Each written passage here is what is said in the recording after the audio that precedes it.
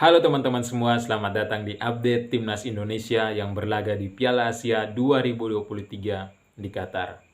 Dan seperti yang teman-teman ketahui, bahwa langkah Timnas Indonesia di Piala Asia 2023 kali ini harus terhenti di sini. Dan itu dihentikan oleh Timnas Australia. Bukan saja dihentikan, seperti yang teman-teman sudah ketahui bersama, bahwa kita dibantai oleh Timnas Australia dengan skor akhir 4-0 tanpa balas. Itulah kenyataan yang harus kita terima, teman-teman. Itulah kenyataan yang harus Timnas Indonesia terima. Dan kita juga harus mengakui bahwa kualitas pemain Timnas Australia sangat jauh di atas kita. Begitu teman-teman. Bisa dilihat juga dari peringkat FIFA. Timnas Australia berada di peringkat 25, sedangkan Timnas Indonesia berada di peringkat 146. Namun, ini bukan tentang menang atau kalah. Ini juga bukan tentang skor akhir pertandingan. Ini juga bukan tentang peringkat dunia. Tapi faktanya, teman-teman, faktanya pada kenyataannya pada saat pertandingan Timnas Indonesia, tidak bisa dipungkiri bahwa Timnas Indonesia mampu mempersulit Timnas Australia. Kita mampu mengimbangi permainan dari Timnas Australia. Itulah faktanya, teman-teman. Dan secara permainan, kita atau Timnas Indonesia mengalami kemajuan yang sangat pesat. Itu fakta yang tidak bisa kita pungkiri. Dan pelatih Timnas Australia pun mengakui hal itu, bahwa kekuatan Timnas Indonesia atau permainan Timnas Indonesia secara kualitas sudah sangat bagus, sudah memiliki kemajuan yang sangat pesat. Itu diakui, teman-teman. Dan itu juga diprediksi oleh pelatih dari Australia. Sehingga, ya, menurut saya, hasil akhir adalah hal yang wajar, karena mereka sudah membaca gaya permainan kita. Mereka sudah membaca bagaimana fighting spirit kita di lapangan.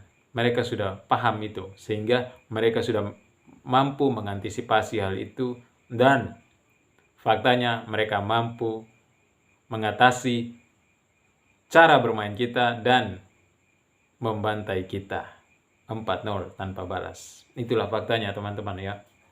Harus akui, kita harus terima itu. Begitu, teman-teman. Tapi kita juga harus mengakui bahwa permainan Timnas Indonesia mengalami kemajuan yang sangat pesat. Gitu, teman-teman. Nah, kali ini yang menjadi pertanyaan adalah, karena Piala Asia telah berakhir dan kita telah terhenti di babak 16 besar, pertanyaannya, apakah Sintayong layak untuk diperpanjang atau tidak diperpanjang, teman-teman? Namun bukan hanya itu juga pertanyaannya. Apakah Coach Sintayong masih mau melatih Timnas Indonesia? Itu juga harus menjadi tanda tanya besar, teman-teman.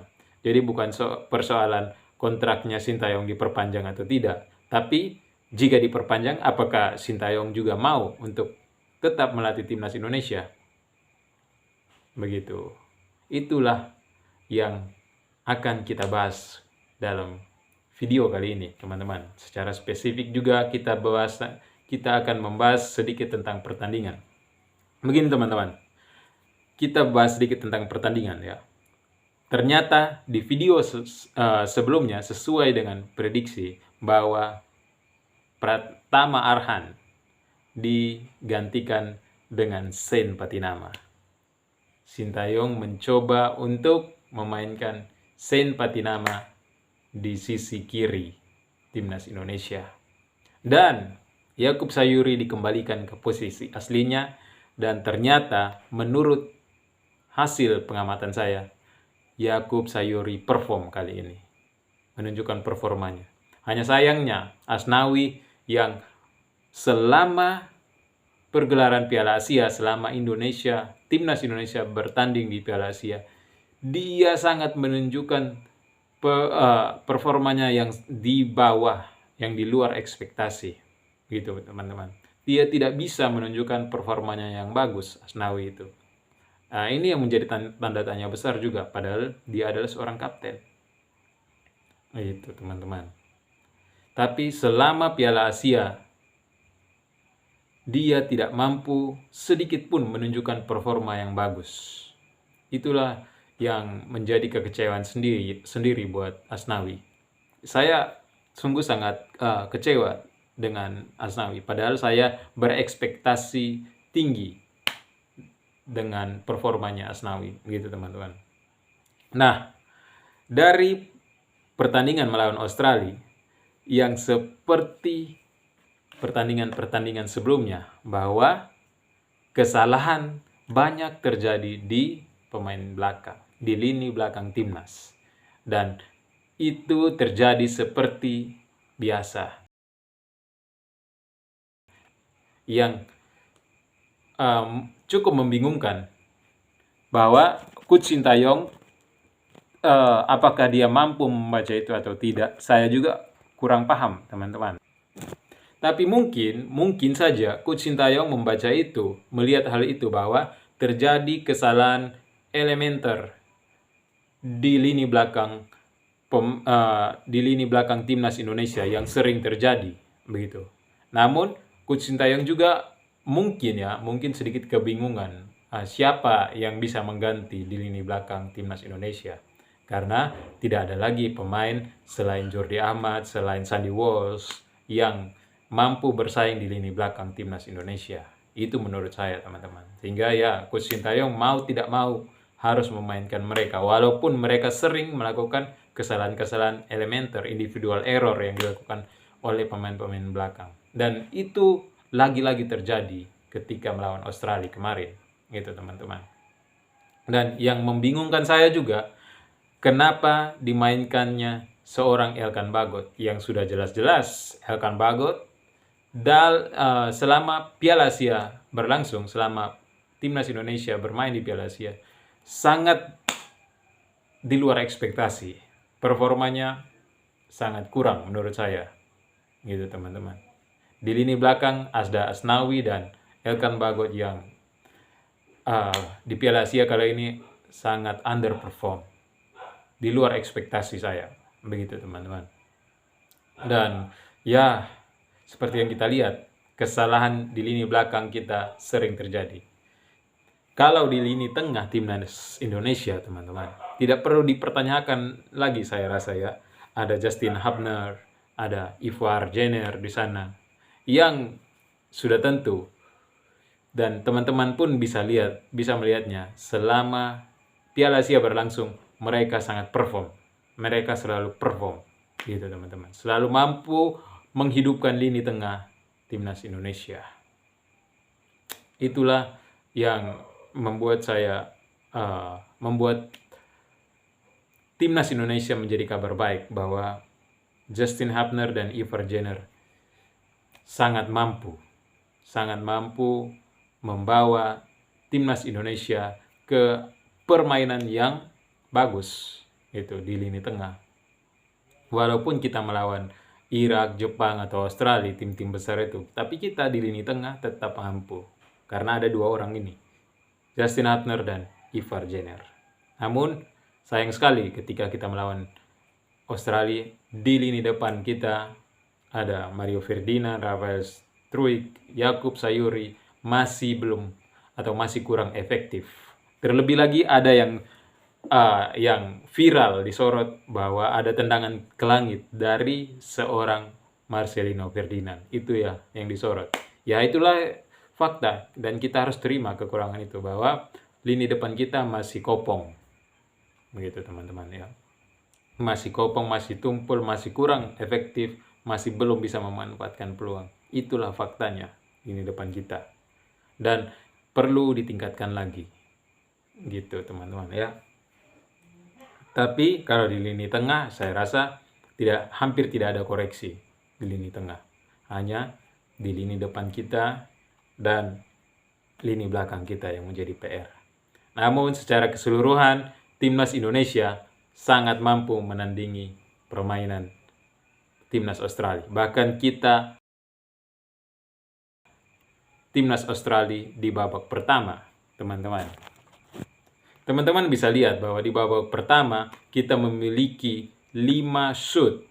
Bahkan itu lebih dari timnas Australia.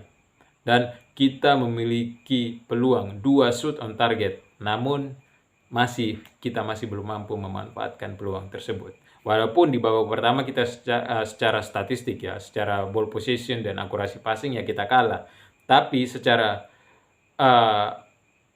keseluruhan kita tidak beda-beda jauh. Secara statistik keseluruhan kita tidak beda-beda jauh dengan pemain Australia. Namun di babak kedua ya saya tidak tahu kenapa setiap kali timnas Indonesia bermain di babak kedua selalu performanya berkurang. Performanya selalu menurun dari babak pertama. Itu juga yang menjadi PR buat Coach Sintayong, teman-teman. Bagaimana mensiasati bahwa timnas Indonesia harus diyakinkan bahwa ini sepak bola, dan sepak bola itu selalu kita harus bermain 90 menit. Secara fisik, mental, harmonisasi antar pemain itu harus dipertahankan selama 90 menit. Gitu, teman. Bukan hanya setengah babak, bukan hanya 45 menit sepak bola itu, tapi sepak bola itu adalah 90 menit. Dan itu menjadi PR buat Coach Sintayong. Karena apa? Karena selama pergelaran Piala Asia kita selalu performa kita selalu menurun di babak kedua, teman-teman. Itu juga yang membingungkan, sedikit membingungkan. Dan yang PR lain adalah kualitas pemain pelapis kita yang sangat-sangat jomplang, sangat-sangat jauh. Sehingga tidak ada pilihan juga buat Coach Sintayong untuk mengganti pemain-pemain inti. Begitu, teman-teman ya. Nah, terakhir yang menjadi pertanyaan, apakah Coach Sintayong layak untuk diperpanjang atau tidak? Atau pertanyaan berikutnya, apakah Coach Sintayong masih mau melatih timnas Indonesia atau tidak? Nah, kalau soal Sintayong mau atau tidak, saya rasa Coach Sintayong pasti mau.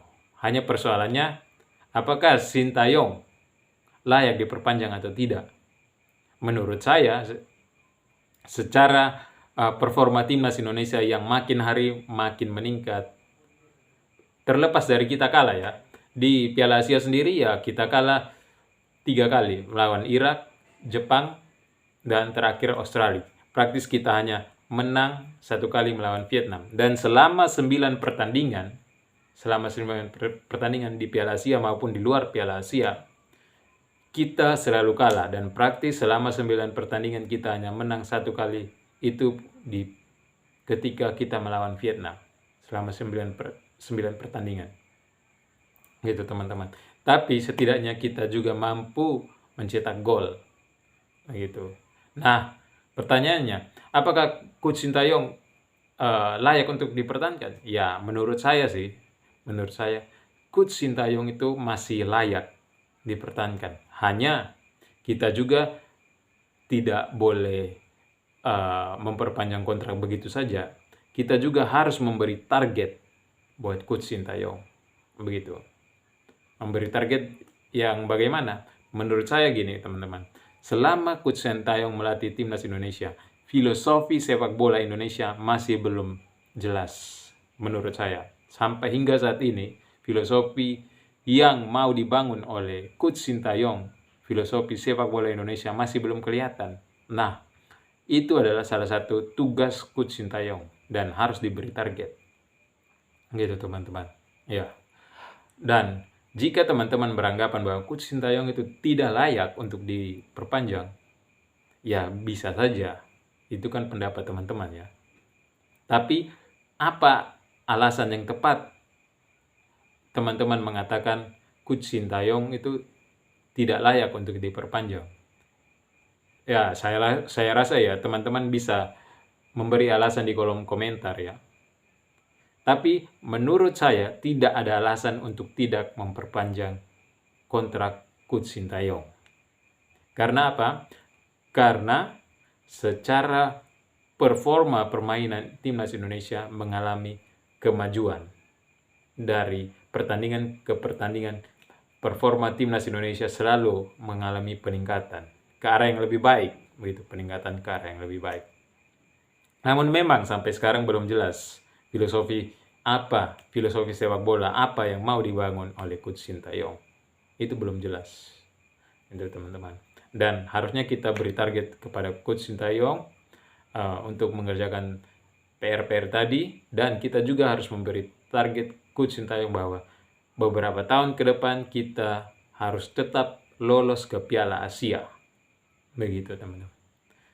Kita tentunya tidak memerlukan, tidak terlalu penting ya, soal trofi itu buat saya tidak terlalu penting. Tapi yang penting adalah kita harus konsisten tampil di Piala Asia. Begitu teman-teman. Oke, saya rasa itu saja video pembahasan kita kali ini. Dan saya rasa Coach Sintayong masih layak untuk dipertahankan, diperpanjang kontraknya. Karena performa Indonesia makin hari makin meningkat. Oke, itu saja. See you on the next video.